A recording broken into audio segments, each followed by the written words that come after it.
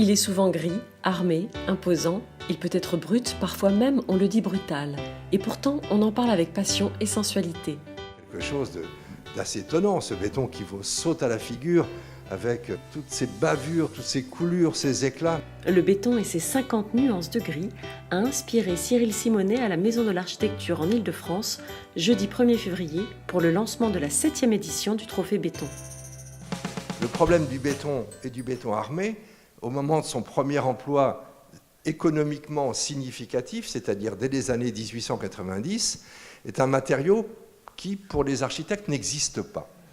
C'est donc, je pense, par la diffusion, l'accumulation de ces photos qui sont autant de tableaux, quelque part, que cette image va intégrer, construire, se constituer en un imaginaire possible dans la tête ou dans la pensée des architectes.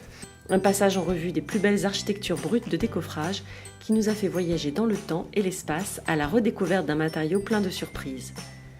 On le voit toujours comme matière, on le voit comme forme et de plus en plus on accepte aujourd'hui de le regarder également pour sa finition, pour son rendu, pour ses surprises. Et puis il a montré des très belles choses, notamment dans le côté brutaliste.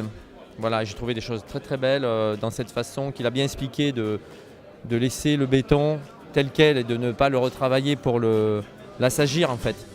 Trophée Béton École est une initiative des associations Bétocib, Sinbéton et EFB.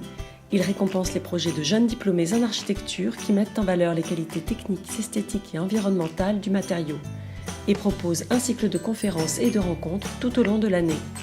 Prochain événement le 12 avril prochain à la Maison de l'Architecture en Île-de-France.